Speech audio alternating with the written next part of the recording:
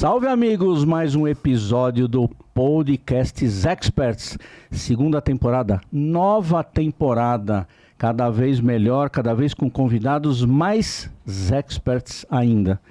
Hoje nós temos um convidado aqui muito especial, que é um irmãozão nosso. Eu vou deixar o Andrade fazer a abertura para ele. Obrigado, meu irmão Zé. É isso aí, iniciando a segunda temporada no mais alto padrão. Top. Trouxemos um irmão, esse é irmãozão mesmo, né? Meu querido Anderson Ozal, o mago das prevenção e perdas. Fala, galera. Querido, por favor, se apresente para nossa audiência. Eu não tenho palavras para fazer a sua altura para fazer a sua apresentação. Vai Por favor, levar, faça a sua própria Vocês vão ter que ler o LinkedIn inteiro dele, assim, ó. Imagina, primeiro agradecer participar dessa nova jornada da segunda temporada de vocês. Desejar todo o sucesso do mundo, porque vocês são especiais e vai dar tudo certo. Já deu e tamo junto até depois do fim. É isso aí, tamo junto e misturados até depois do fim. Até depois. Até depois. Bom, para quem não me conhece, sou Anderson Ozawa, especialista em prevenção de perdas e estou aí no mercado há 30 anos, mas trabalhando com prevenção de perdas há 20 e poucos anos. Santista, pai santista, filho santista, um outro filho santista, então a gente está... Família boa. Então continua. Tá ali, ó. Né? A gente conseguiu encher o estúdio de santistas, então acho que as coisas... Olha, né? Só, hein? Que coisa, hein? Esse ano. E, cara, super apaixonado pelo tema, sempre pensando muito na linha do que vocês falam, né? Sempre de trazer a democratização do assunto, né, pro país. O tema prevenção de perdas, ele é algo super importante, mas ainda pouco explorado de uma forma mais efetiva, né? A gente tem muita oportunidade, eu costumo dizer que é um baita do oceano azul. E, bom, sou administrador de empresas por formação, mas me especializei em auditoria, né, ao longo do tempo, fiz um MBA na área e depois cursos afins, né, fora, dentro do Brasil, para poder trazer mais expertise, mas no fim das contas a gente acaba realmente na experiência do dia a dia fazendo com que tudo isso se concretize. Aí eu comecei em banco, fui para serviços e entrei no varejo, que foi onde eu conheci, na tal da prevenção de perdas, e passei por grandes empresas como Marisa, Renner, Nike do Brasil, Cinemark, entre outras, e nesse meio tempo, né, também sou professor, né, há mais de 10 anos, tentando aí retribuir um pouco, né, de conhecimento, levando também, né, um pouco da experiência para dentro da sala de aula. E em 2017 eu escrevi um livro falando de prevenção de perdas, né, falando na verdade de uma metodologia que eu criei para fazer gestão de prevenção de perdas, que é o que não tinha, né, no Brasil até o momento. O Brasil é carente de literaturas, né, tem a minha e mais duas ou três literaturas aí no país. Então, lancei esse livro, fui consultor, né, dou consultoria, palestras, enfim.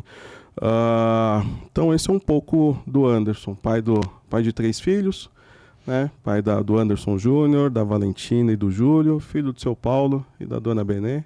E estamos aqui. E nosso irmão querido, além disso, né? Que honra pra gente. A honra é toda minha. Ô, Zawa, você fez um livro com toda a sua experiência, escreveu um livro, que é o Pentágono de Perdas, que está aqui na minha mão, vou mostrar aqui pro pessoal.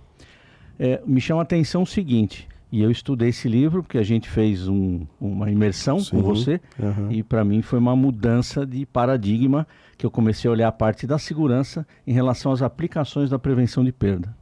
Isso nos traz muito a gestão de pessoas, meu irmão, e traz a tecnologia, a aplicação de tecnologias. Claro, eu já conheço, já fiz imersão, mas eu quero que você fale a respeito desse seu brilhante livro.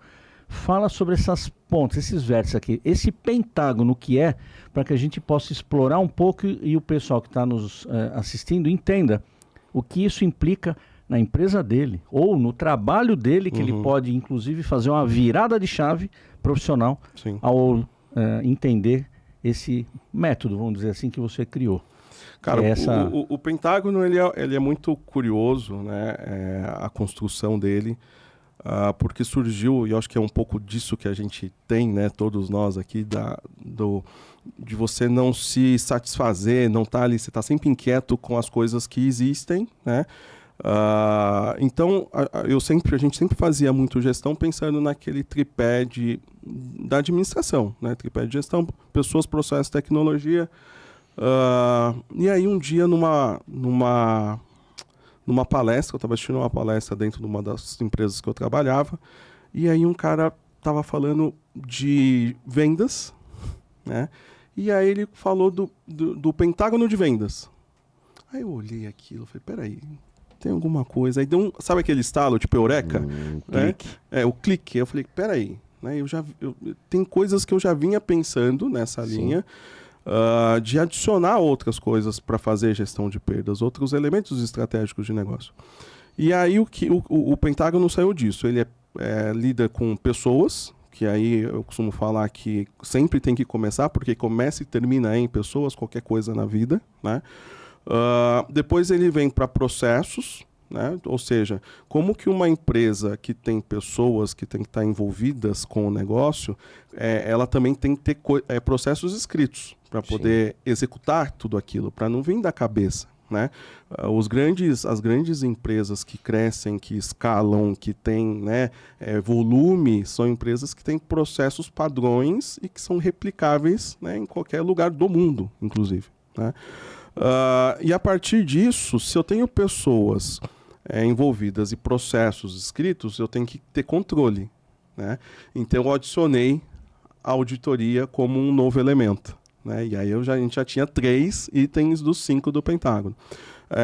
Sob o ponto de vista não de auditar como um policial, que é o que a gente mais vê, né? Aquele cara chato, o auditor, vem encher o saco, vem apontar o erro, etc. Só põe o dedo na ferida. Só põe o dedo da ferida, mas sobre a ótica de um processo de melhoria, né? Óbvio, ele vai ver se o processo está acontecendo da forma como tem que acontecer, mas ele vai propor melhorias, né? Ou seja, se eu não estou fazendo, se está sendo feito e não está dando certo, o que eu posso fazer para melhorar? Aí entrou, né? Já tinha, obviamente, a tecnologia, né, que eu inclusive falo que é tecnologia e inovação, né, como suporte para tudo isso, ou seja, não tem hoje como você fazer as coisas como a gente fazia há 20, 30 anos atrás, né? Onde a gente está aqui agora, né, na Avenida Paulista, é muito saudosista para mim, porque meu primeiro emprego foi nesse prédio aqui do lado de cá, né, onde eu fiz o meu primeiro teste, né, para poder entrar, e era uma máquina de escrever. Olha. Sim, existia alguma coisa chamada máquina de escrever no passado, que imprimia na hora, né? Eu não lembro a sequência eu fiz aula de datilografia, gente. Então eu não falar que... no Senac, viu? Não lembro a sequência das técnicas. Tiozão, eu fiz no Senac. E uma máquina de calcular, porque o teste era você digitar um texto, né? Escrever um texto, nem se usava a palavra digitar, né? Naquela época. E a sua velocidade para fazer cálculo, porque era um banco, né? Eu estava entrando em serviços bancários. E olha como é hoje, né? Hoje você não tem mais a máquina de escrever, não tem mais a máquina de calcular e você faz tudo aqui, né? Exato. Então a tecnologia, ela entra no Pentágono como essa forma de suportar tudo isso e em constante evolução, inovação, e agora a gente fala de IA, fala de internet das coisas, aí começa... Aí viaja, né? Viaja longe. E por último, que é um elemento que não tinha, que são os indicadores. Então, como que eu posso fazer gestão de um negócio dentro de um método se eu não tenho número? Né? Enquanto método, porque o número está lá. Né? Mas qual é o tamanho da minha perda? Quanto eu perco? Aonde estão, né, essas perdas, a distribuição, a relação financeira, o ROI, né? E aí eu fechei, envelopei isso, né? De uma forma que se chama agora, né, se chamou, né, Pentágono de Perdas. Nasceu há muito tempo atrás do livro, né, porque eu comecei a dar treinamentos e consultorias já usando o método. Aí um dia eu falei, não, vou pegar tudo isso aqui e transformar, né, numa literatura, né, justamente para... porque parece em algum momento que é redundante, né, um consultor colocar o método dele no papel, né? Mas não, na verdade, cara, isso aqui é para as pessoas, qualquer um que puder, que não puder pagar um curso, que não puder fazer uma imersão, que não puder fazer uma consultoria, cara, compra, né, vai lá, ou baixa o e-book e tem ali pelo menos um guia de referência para poder fazer alguma coisa. Sim. Perfeito. E eu acho que você toca num ponto que eu acho que para mim é central. E mexe com paixão, né? Quando você fala que tudo começa com pessoas e termina com pessoas, né? Eu continuo nessa luta, né, dioturna de falar que as pessoas continuam sendo o principal ativo das empresas. Talvez algumas empresas não percebam isso, mas de forma equivocada acabam tendo essa constatação da pior forma possível quando perdem os seus talentos, né? Quando perdem engajamento, enfim.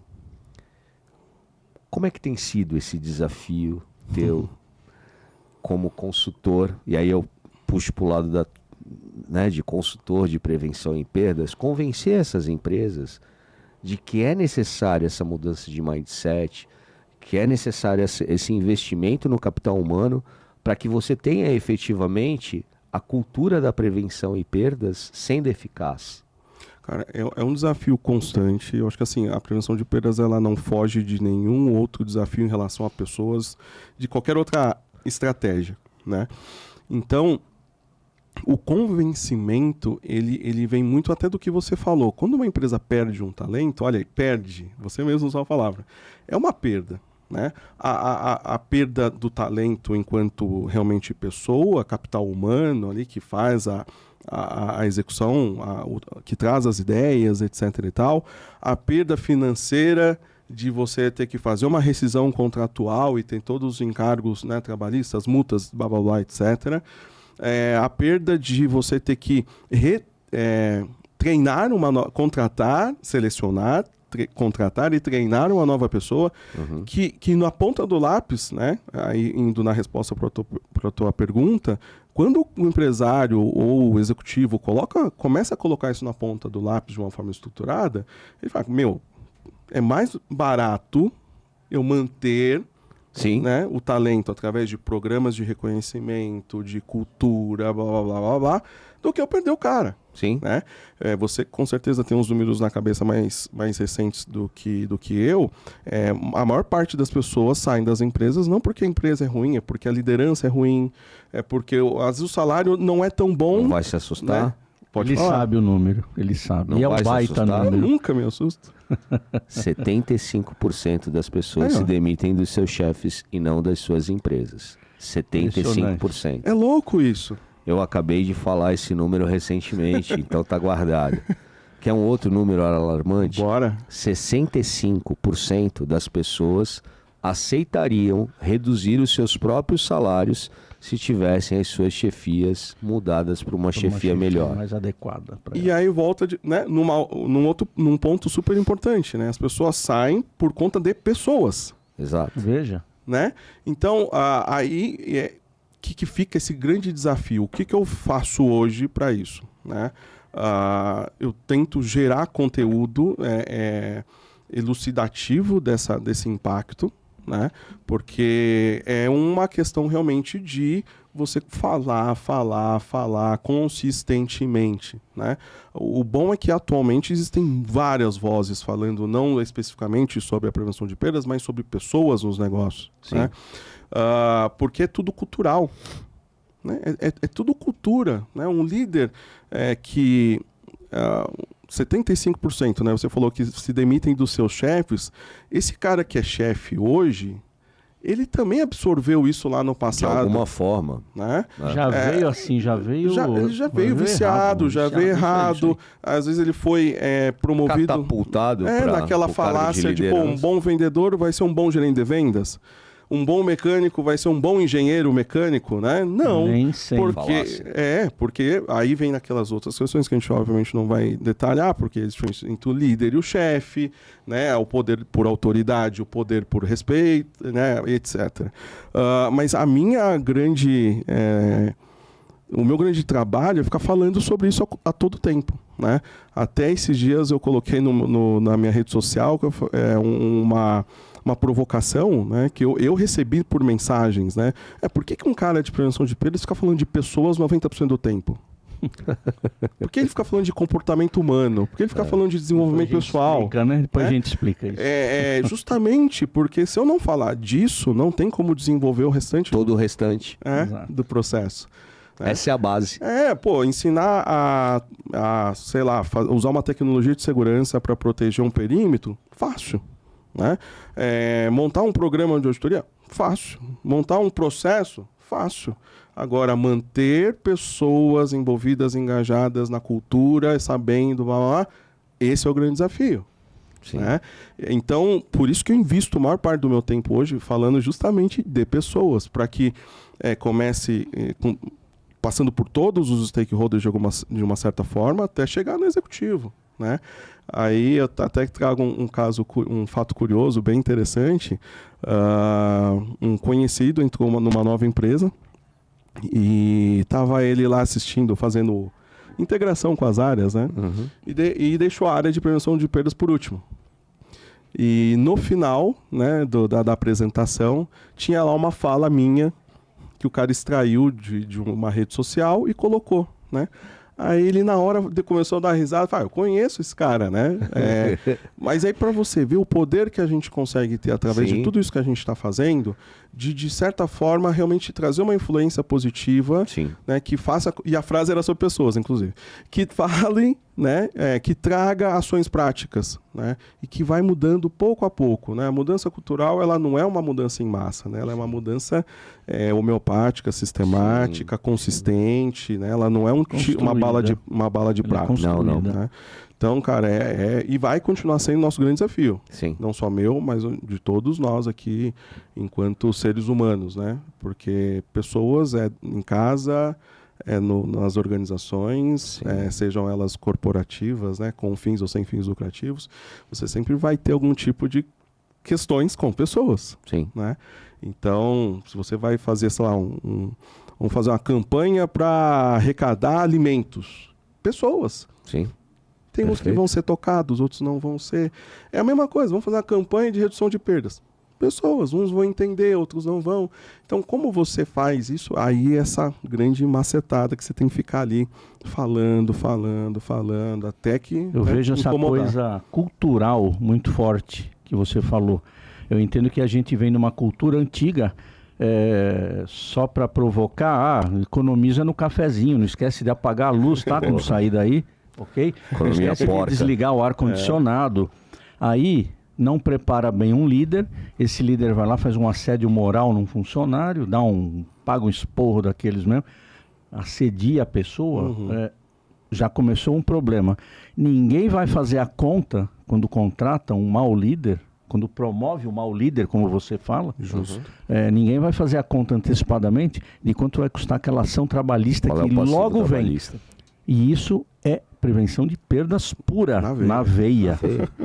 Eu pergunto para você, é a parte mais difícil, essa mudança cultural, entender o que é prevenção de perda? Esquece que o cara roubou o lápis ali, não é bom que ele roubou o lápis e levou para casa, claro que não é. Mas nós estamos dizendo uma coisa muito mais séria do que isso que tem por trás da mudança de cultura. Não tenho dúvida, é endêmico, né? Ele está ali e eu costumo dizer que tem que estar no DNA, né? E eu tenho falado muito agora sobre como essas pessoas têm que como que as empresas têm que entender, né, que mais do que um CNPJ, elas são vários CPFs únicos, individuais, né, e que cada um ali tem que ter um tratamento, né, adequado para o negócio. Mas o mais importante é qual que é a cultura da sua empresa efetivamente. Porque se a liderança vem pelo exemplo, né, e eu acho que quando a gente se torna, por exemplo, principalmente pai, a gente entende muito bem disso. Né? Se o diretor da empresa, o CEO da empresa, ou o dono, o patrão, né, que aí até como você vê as nomenclaturas, você entende como é a cultura da empresa. Exato. Né? Ele grita com os seus subordinados, o que os subordinados, que são os gerentes, vão fazer com os subordinados replicar. Né? É liderança pelo exemplo em todos os sentidos. Né?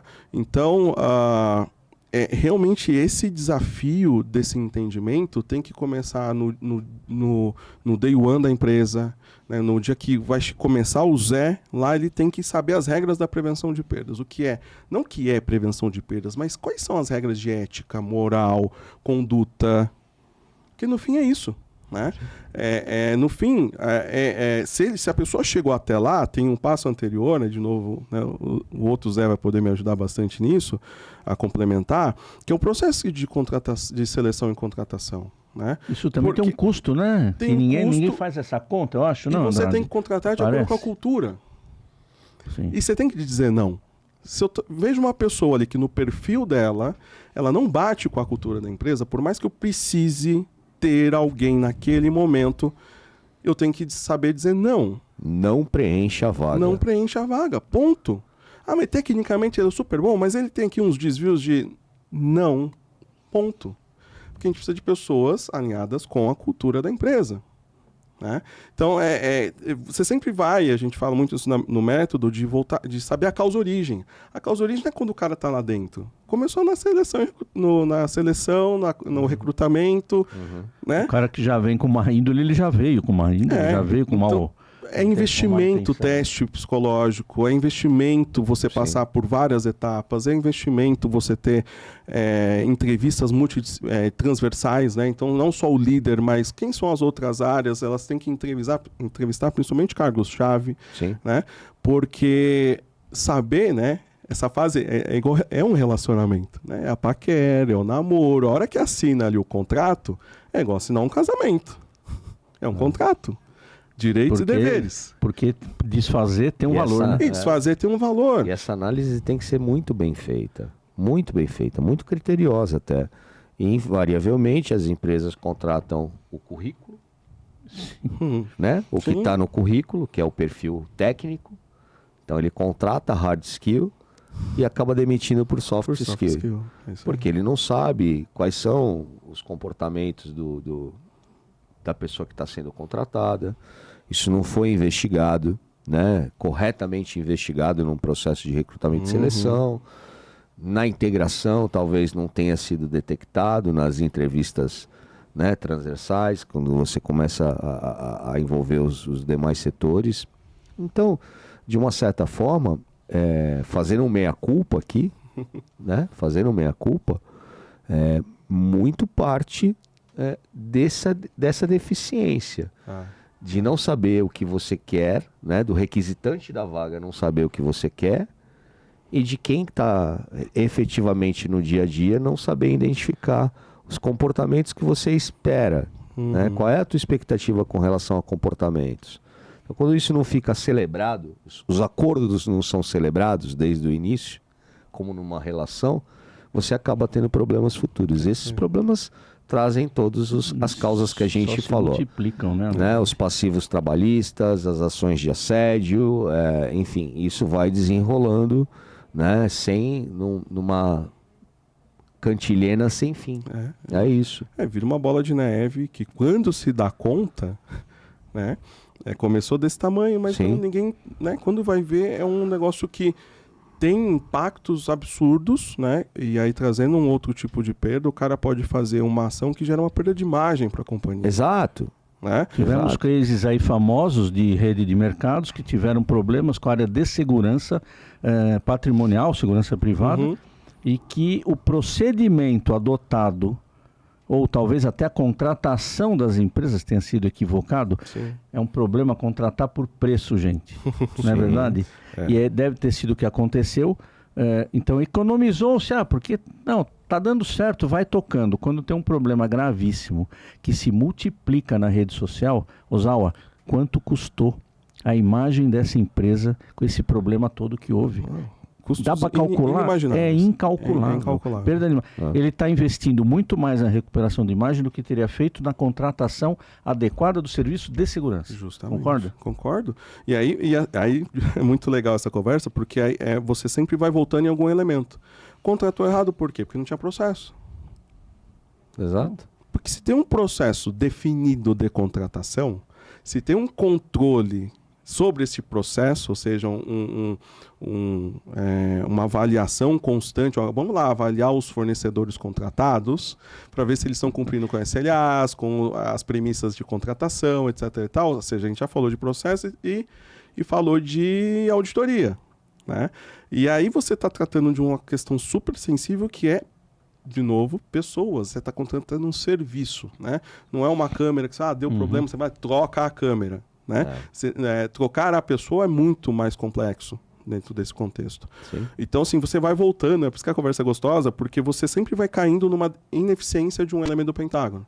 O pentágono só funciona quando existe harmonia e equilíbrio, na gestão dos 5 elementos. Se não tiver capenga, né, quando a gente aplica isso, a gente tem uma plataforma que faz esse cálculo e ele diz para onde está capengando. Né? Onde está em pessoas, aí o foco da consultoria vai para pessoas. É para auditoria? Vai para auditoria, porque ele tem que estar equilibrado. Perfeito nunca vai ser, né? Mas ele tem que estar ali no equilíbrio. E via de regra, quando você olha esse diagnóstico, né, esse assessment, ele é a realidade nua e crua da companhia. Que aí vem numa outra questão, né, que é a tomada de consciência de que Sim. a prevenção de perdas é importante. Sim. E quando você acaba aplicando o pentágono vezes consecutivas, você acaba criando como se fosse um ciclo PDCA. Justo. Né? Aí sim cria-se uma cultura, né, de entendimento de que você precisa repetir um pouco disso a cada dia para que reforce a tua cultura e você acabe despertando esse comportamento nas pessoas de forma espontânea. É isso aí. Né? Mas, Ozawa, fala um pouquinho para mim. Além de brilhante consultor em prevenção de perdas, escritor de livros, né? Eu sei que você também tem uma paixão da qual eu comungo, né? Você é palestrante. Como é que tem sido essa tua experiência com palestras? Para que público especificamente você tem palestrado? Se eu quiser contratar uma palestra tua, eu falo com quem? Eu sei, gente sabe com quem eu tenho o teu WhatsApp, eu te mando um zap aqui, eu sei que você topa na hora. Mas para esse público nosso que está vendo aí, está tendo essa oportunidade de saber um pouquinho mais de prevenção de perdas e quiser contar com uma palestra tua, como é que a pessoa faz para te contatar? Cara, palestras é um negócio muito legal porque é uma forma muito direta de você transmitir conhecimento. Sim. Né? E eu amo, né, contato com pessoas, com o público, realmente fazer provocações, né? Então vem para mim como uma união de duas paixões, né? De realmente você querer transmitir, devolver, você retroalimentar tudo isso, e obviamente é um negócio, né? Não deixa de ser um negócio. Nos últimos anos, né, principalmente pós-pandemia, isso tem se intensificado muito. Então hoje eu tenho um público muito in company, né? Então as empresas têm, até como fomento da mudança cultural e como um passo anterior para uma contratação de assessoria, consultoria, seja o que for, vem aqui, né? Dá uma chacoalhada no cérebro das pessoas. Né? E então a palestra tem vindo assim. Então as empresas têm feito contato com a gente, né? Eu vou lá, faço essas inserções em company. Ou associações, né? Então, assim, via de regra, a gente tem ido dentro dessa e tem sido a melhor estratégia, né?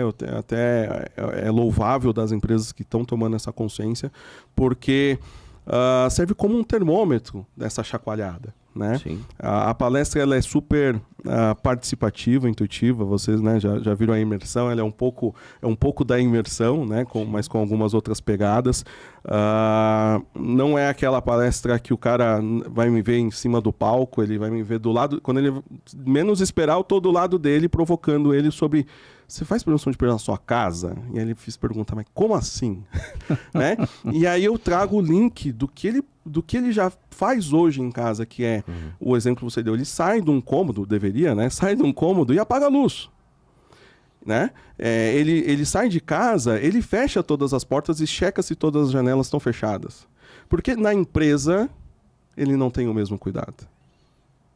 Porque na empresa ele, não é meu, né? Então ele não tem aquela dor, aquela sensação. Deixa o ar-condicionado ligado na sala de reunião que eu não vou usar, então para que eu tenho que desligar? Justamente, né? Então eu trago um pouco, né, dando um spoilerzinho, essas provocações, né? Porque se você não consegue numa palestra trazer essa conexão da vida pessoal com o profissional no que tange a prevenção de perdas, até porque eles são transversais, né, o cara não consegue se sensibilizar com aquilo, né? E a resposta pós-palestra tem sido, graças a Deus, sempre positiva, né? Do tipo, falar, não, agora vem aqui que a gente precisa pegar esse warm-up que você fez, esse aquecimento, e continuar, né, com ele. Para poder, né, viabilizar as palestras através ou das redes sociais, então as pessoas vão me achar no Anderson Ozawa, né, nas redes sociais, então é diretamente por lá, por direct, a gente, seja no LinkedIn, que é o mais forte, ou no Instagram, ou no contato @, né, em algum lugar deve aparecer depois, contato @ozawaconsultoria.com.br. Então é nesses caminhos que as pessoas vão conseguir fazer contato com a gente.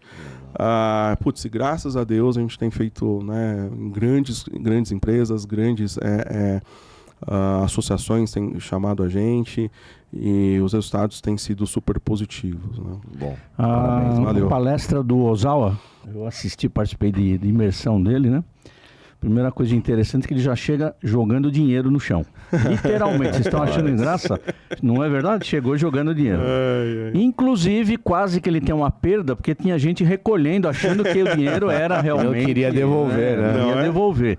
Então ele chegou jogando dinheiro literalmente. Aquilo dá uma chacoalhada que chama atenção. É uma maneira de já dizer, eu cheguei para mostrar para você que o dinheiro está indo para o chão e você não está vendo, seu narigudo. Essa é a história.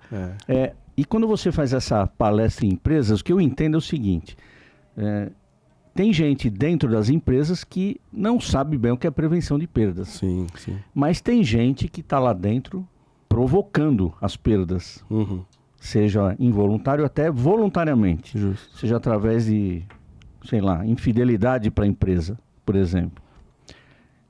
Você nota algum resultado, alguma coisa específica quando você tem multidisciplinares lá dentro, multifuncionários, vários tipos de cargo?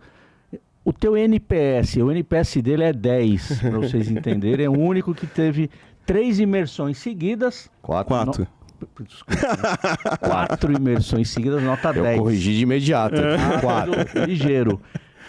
Mas, tirando essas imersões nas palestras, se você faz uma pesquisa de NPS, ali demonstra que tem gente ali que não gosta do tema, não é que não gostou do palestrante, do conteúdo. Por motivos óbvios, não gostou do tema? Cara, tem sido muito difícil. Da forma como a gente conduz tem sido muito difícil, porque justamente traz essa conexão que a gente faz. Sim. O cara acaba voltando, né, falando, caramba, né, eu poderia fazer melhor, eu na minha casa, tanto que muito dos comentários, né, quando as pessoas fazem na pesquisa de NPS, é justamente esse. Poxa, eu consigo fazer isso em casa, na minha vida. Às vezes tem caras que estão lá e tem um segundo negócio. Sim. E aí eles vão me falar, poxa, isso aí eu consigo fazer lá na minha sorveteria, sabe? Eu faço marmita em casa e agora eu aprendi que eu posso, né, marmitinha para vender lá no condomínio e eu posso controlar melhor ali, isso, aquilo. Aí você fala, pô, missão cumprida, né? Então, geralmente, eu vou ter que falar que a gente consegue atingir o objetivo, né? Muito porque, assim, de novo, você falou de contrata por hard e demite por soft. Uma das coisas que eu fiz muito ao longo, né, dos últimos anos, até porque eu, né, além de ser apaixonado por prevenção, sou apaixonado por pessoas. Ter me desenvolvido como pessoa, então um autoconhecimento muito forte, né? Eu comecei a fazer isso há mais de 10 anos. Um autoconhecimento muito forte, e é uma estrada, é uma melhoria contínua, né? Você não tem fim, né? E fazendo cursos e treinamentos para entender de pessoas. Sim. Né? Só que para você entender do outro, você tem que entender de si mesmo primeiro, né? Então, fiz formação de coach, né? Eu fiz líder coach, eu fiz N treinamentos para poder, caramba, como que eu consigo entender o cara que está do outro lado? Justamente para poder falar coisas técnicas de uma forma não técnica, né? É muito curioso, eu dei uma palestra numa grande, o ano passado, numa grande empresa de aviação, né, que é conhecida pelo nome de uma cor. E, absurdo, uma convenção, né, a 9ª convenção, ou 10ª convenção de qualidade e segurança, e o tema prevenção de perdas estava vindo pela primeira vez, né?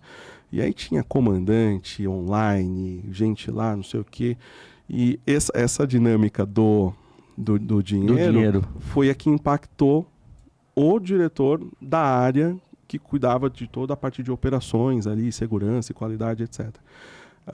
Aí eu depois fui, no dia seguinte, né, recebi foram 2 dias de convenção, fui no primeiro, no segundo eu recebo ali umas mensagens das pessoas falando, cara, ele subiu no palco e fez referência à sua palestra, fez referência à sua dinâmica e reforçou que a gente precisa olhar para o lado preventivo das coisas. Então, assim, cara, é gratificante quando você... Porque eu não preciso tocar 1000 almas, mas se uma alma for tocada, ela tem o poder de tocar outra alma, que vai poder tocar outra alma e vai tocar mais almas. E é um trabalho assim, né?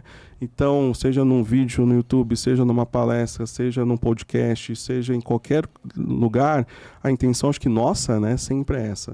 Se a gente conseguir tocar uma alma, essa alma pode mudar a vida dela e a vida das outras pessoas. Com certeza. Então, cara, eu quero ouvir em algum momento quem não gosta, tá? Se você não gostou da palestra, me fala também, porque é importante para melhorar. Sim. Né? A dinâmica do dinheiro eu uso desde 2016, mas ela é tão atual, até um pouco antes, 2015, 2016, ela é tão atual que ela não saiu do script, né? Às vezes ela acontece de um jeito, às vezes acontece de outro, né? Mas ela tá ali porque, ela é super ainda atual e impactante. Porque ele vem desdenhando do dinheiro. Não, ele vem encenando, ele vem... O dinheiro não aceita desaforo. Na encenação. Você não quer nem saber, amassa o dinheiro. Que não tá dizendo, você amassa o dinheiro, joga no chão. Mas meu coração dói tanto. Dói, né? Dói. Naquela hora. É isso. Bom, meu irmão, eu acho que a gente não tem mais tantas elogios para rasgar aqui para você. Você é realmente uma referência na área de prevenção e perdas e a gente não cansa de dizer isso. Mas a dúvida é, hoje, você consegue aliar, lógico, com todos os programas que tem de auditoria, então você consegue parametrizar do jeito que você quer e de uma certa forma identificar comportamentos que são anormais, enfim. Existe algo específico que una pessoas e tecnologia para a prevenção e perdas? Essa é uma ótima pergunta. Algo específico que una pessoas e tecnologia. Algum sistema específico, mas que não seja só pelo lado da tecnologia, envolva a tua parte, que é a tua parte brilhante de treinamento, de capacitação, de mudança de mindset, de cultura, mas que no mesmo sistema de auditoria consiga dar um norte, usando um pouco de inteligência artificial, como o Zé sempre traz, assim, e retroalimente o sistema para... Olha, porque a inteligência artificial diretamente é isso, é o que a gente traz que vai retornando. Se você já teve algum contato com algum tipo de tecnologia nesse sentido? Sim, a gente está usando muito, né, estudando muito e começando a usar o IA para isso, né, para poder determinar comportamentos e que possam evidenciar esse tipo de situação. Né?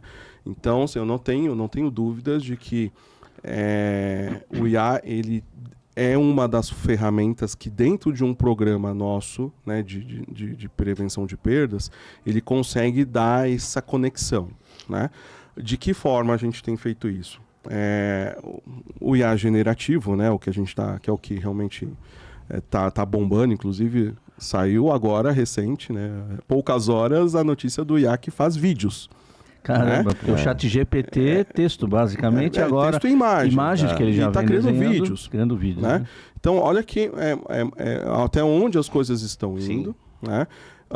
Então, assim, a gente está olhando, obviamente, ainda no 4.0 ali, tá estudando muito, colocando o quê? Muita coisa para construção de um perfil de processo, porque aí não tem como muito fugir disso, né? Fazendo, obviamente, todas as conexões com tecnologia, né? Então, que processos que são conectados com tech, né? Sim. Então, se a gente está falando de trazer um exemplo super fora, a gente já falou muito disso, né? É super fora do contexto segurança, né? Mas como que eu consigo ter um heatmap, né? Um mapa de calor de uma área, né? Onde eu consigo identificar, por exemplo, se um produto, se a gente está falando de varejo, ele está sendo exposto na área mais adequada, onde tem maior concentração de pessoas. Entendi. Né? E aí a pergunta que tem que ser respondida é: por que aquelas pessoas se concentram lá? E aí é o ponto de inflexão. Né? Aí tem que vir outros inputs. É a música, porque aí se a gente está falando de varejo, né? E eu estava... já estudei muito isso, né? Se você está entrando numa loja de manhã, num supermercado, você tem que ter uma música mais agitada. Né? Para ligar, para poder dar aquela ligada né? E no fim do dia você tem uma música mais soft, né? Iluminação, ela muda totalmente um comportamento seja qual tipo de consumidor for. O cara vai comprar um carro, né? Se sei lá, um carro super potente, super do momento, não tiver numa área de destaque iluminado, bonitinho, etc e tal, a probabilidade dele vender diminui. Não é que não vai vender, mas ela diminui. Então, o IA vem muito desse estudo desse comportamento, mas tem que ter input.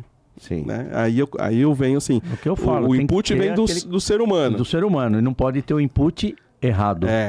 Falta de ética, etc., que pode ser multiplicado. Tanto que um dos grandes segredos de um chat GPT da vida é o prompt. Isso, né? Se não fizer uma pergunta adequada, já era. Já tem a profissão do engenheiro de prompt, né?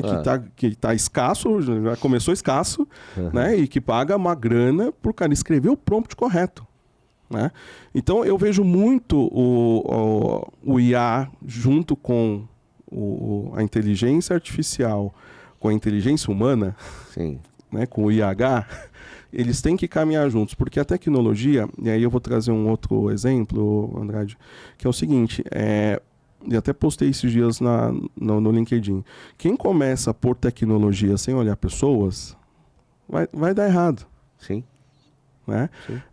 Eu trago sempre esse exemplo. Eu ouvi da presidente da SAP numa entrevista, tá na internet, é só procurar, que ela fala: a nossa tecnologia, a gente precisa de processos e pessoas antes. Não adianta eu chegar lá e colocar o SAP dentro de uma empresa e achar que só ele sozinho vai resolver o problema. Exato. Se a empresa tiver um monte de problema de processos, lançamento errado de nota, não sei o quê, pessoas que ainda estão alinhadas com planilhas eletrônicas, e aí eu fecho com o que a gente usa hoje, muito forte, que é a gestão da mudança. Sim. Toda implantação, seja do que for, se não tiver uma fase final, porque muitas empresas acreditam que uma consultoria acaba quando você entrega o projeto. Não, você só entrega o projeto depois da gestão da mudança, que aí entra pessoas. Que aí você entende que fez a mudança. Vocês podem, né, trazer exemplos mais voltados para a tech nesse sentido, né, você pode trazer. Vai colocar ali um novo sistema num condomínio. Se não treinar os condôminos, não muda nada. De maneira geral, no controle de acesso na área de segurança, a gente sofre muito o famoso condomínio que todo mundo quer que a garagem feche, não quero que entre. Aí chega o bacana com o carrão, ele não se digna a querer abaixar o vidro para ver se é ele mesmo, se não está sendo assediado por alguém. Exatamente. Porque ele é o bacana do condomínio. Não, isso é para quem que é segurança, então? É justo. Então a gestão da mudança vem... Manda o entregador subir na porta do apartamento. Porque ele não vai descer, imagina. Então, você vê, aí a gente pode... Exemplo de condomínio, exemplo de, sei lá, processos logísticos. É a mesma coisa, não adianta você querer colocar, sei lá, vamos copiar a Amazon e colocar um robô para poder fazer a manipulação, o picking dos produtos, né, dos packs. se não tiver um alinhamento de gestão de mudança de comportamento no negócio. Exato. Nós desenvolvemos um sistema de inteligência artificial para uso com imagens do comportamento do motorista de transporte de uma carga dessas que é mais roubada, cigarros, tá certo? Que a gente sabe que é uma das maiores vítimas aí de desvios, etc, né? Pois você vê, com todo o treinamento, a empresa internacional, treinamento, etc, você vê as imagens, é incrível. O cara para o veículo no lugar indevido, pega o celular na hora que não é para pegar, a inteligência artificial acusa imediatamente e manda o alarme, porque ele pegou o celular, ele fica parado, num local aparece um indivíduo na porta com uma arma, já também reconhece a arma, já vai mandando os alarmes, porém, a providência já está sendo tomada, mas o indivíduo já foi rendido. Olha. Por quê? O comportamento dele foi totalmente fora do padrão e a inteligência artificial acusou. Ele foi salvo a tempo, mas veja, o incrível... Como é que pode acontecer um negócio desse com tecnologia, Ozawa? O grande lance da inteligência artificial é essa palavra que você trouxe aqui. Ela pode ser e deve ser preditiva. Isso, é preditiva. Ela tem que, baseado em comportamentos de 300 milhões de inputs de linhas, dados, imagens, sons, o que seja, prever coisas que vão acontecer. A decisão em cima da predição é nossa. É nossa. Sim. Né? Senão a gente vai virar o Exterminador do Futuro. Né? Então, é muito louco isso. E aí eu trago até o tema, que eu não falei, o tema da palestra, eu tenho usado muito assim, o poder da prevenção. Aliás, eu ia perguntar isso, eu tinha até anotado o nome da palestra aqui. O poder da prevenção. E vale para tudo. Vale para tudo. Né? Por isso que eu faço links com a vida. Né? Quem está assistindo a gente, e eu faço a pergunta, via de regra, 100% das minhas apresentações, quando foi a última vez que fez um check-up? Quando foi a última vez que foi espontaneamente em um médico? E não depois que teve um sintoma. Isso é prevenção. Né? Então, o comportamento preventivo, ele não é nosso por natureza. O nosso comportamento é sempre reativo. Né? Em geral, as empresas só contratam o sistema de segurança depois que já foram roubados. Esse é o ponto. Eu vou brincar com ele agora. Pode repetir a sua pergunta novamente? Qual foi a última vez que você fez um check-up? Ontem. Ele foi ontem. Ufa! Eu no ano passado. Mas, e aí, quando eu faço esse tipo de questionamento, as pessoas se mexem. É verdade, mas é verdade, é verdade. Porque o cara acaba só correndo atrás do prejuízo. Né? Então... A hora que pega fogo é que ele vai... Mulheres, né? O exame de toque para o câncer de mama. Os homens, o exame de próstata. Né? Ou seja, não adianta... Você sabe os parâmetros, você sabe o que tem que fazer, mas não faz. Né? Então, assim, tem duas coisas importantes por isso que eu falo que o poder da prevenção ele é realmente poderoso, porque você tem que ter ações preventivas, mas aí tem um outro ponto importante: as pessoas não sabem lidar com a perda, num sentido filosófico mais amplo das coisas, né? A partir de um luto, as pessoas não sabem lidar com o luto. Nós não sabemos. Eu sei que eu não vou saber lidar com lutos de pessoas muito próximas, né? Porque é a questão da perda, né? Elas não têm elas não querem enfrentar, porque o luto ele é um enfrentamento. Você tem que ter consciência de que aquilo aconteceu e de que aquilo pode acontecer, de que aquilo vai acontecer, querendo você ou não. Como você consegue prevenir isso? Então, aí eu trago esse assunto do luto, que também mexe muito com as pessoas nas palestras, que eu falo, olha, não adianta você querer visitar seus pais todos os dias depois que eles estiverem doentes. Dá para contar, aí eu faço uma outra provocação. Pessoas, quantas vezes vocês vão visitar seus pais no ano? Uma vez por semana. Então, 52 vezes no ano, é isso? Porque nós temos, em média, 52 semanas no ano. Quantas horas você fica lá? Né? Então, assim, começa isso é a preventivo. mexer, né, num ponto bem importante. Porque e isso vale para tudo, cara. Você tudo. perde um bem material, você perde... Então, em numa empresa, é a mesma coisa. Porque a analogia é muito ruim, mas ela é verdadeira, que as perdas, elas são uma doença silenciosa. É igual a pressão alta. Né? Se você for estudar, a pressão alta, ela não dá sinais. Mas mentira. Ela vai causando problema. Não, dor de cabeça era pressão. Não é só isso, não é? Não é. Mas ela tá ali. E ela vai aumentando aos poucos ao longo da vida, né? Se você não cuidar. Então, assim, que ação preventiva você já está fazendo a partir de agora? Na sua empresa, na sua vida, né? Então, na hora da contratação, é uma ação preventiva. Na hora de você escolher um banco para investir seu dinheiro, é uma ação preventiva. Na hora de você escolher um fornecedor de tecnologia ou de pessoas, é uma ação preventiva. Perfeito. Né? Então, o poder da prevenção é o poder fantástico. Da prevenção, e é o título da palestra dele, era o final que a gente podia dar um aperto nele no Lá vem. Pega essa visão. Mas eu vou deixar para você criar, porque nós já estamos no fim do nosso programa. Pô, mas eu vou deixar, é sempre assim. Gostoso. O Ozal, ele tem um podcast, ele tem. Mas quando ele convida a gente para ir lá, ele corta o tempo da gente, entendeu? Então, verdade. Sabe por quê? Ele faz prevenção de perda.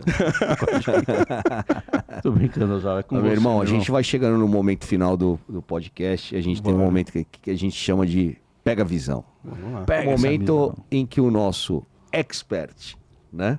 Na verdade, o expert são sempre os nossos convidados que nos brindam com todo o seu conhecimento. Eles dão um papo reto.